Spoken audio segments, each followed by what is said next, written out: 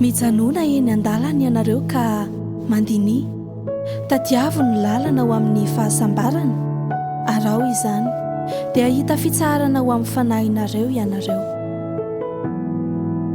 Naniraka ny Jeremia mpaminany Andriamanitra mba anambara mahitsy amin'ny firenen'ny Joda fa efa nivilalana izy ireo ka mila miverina amin'ny Tompo. Ny anana lavitra an'Andriamanitra manko ny fiainan'ny firenena iray manontolo nanomboka tamin'ny mpitondra fanjakana ka hatramin'ny vahoaka entiny. Eny, na dia ny mpisorona sy ny mpaminany aza, izy rehetra na ny kely na ny lehibe dia samy mitady tombontsoa avokoa, na ny mpaminany na ny mpisorona dia samy mpamitaka avokoa.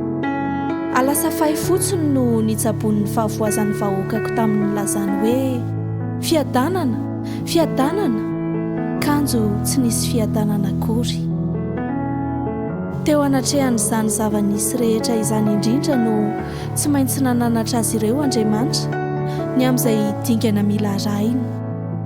Nampitahina amina olona anankiray mandeha tongotra izay manoloana sampanan-dalana tsy maintsy hisafidianana le ny fiainan'ny zanak'Israely eo anoloan'ny fankatoavana an'Andriamanitra.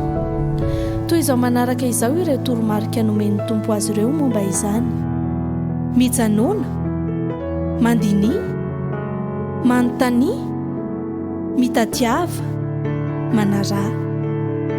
Ilayntsika rehetra hoety miatrika ny fiainana andavanandro ireo toromarika ireo, ka asain'Andriamanitra ihany koa isika mba hijanona, andinika, anontany hoe aiza izay lalana makany amin'ny tsara, ary rehefa hita na fantatra izany dia iny no izory, dia hita fitsarana ho an'ny fanahinareo ianareo.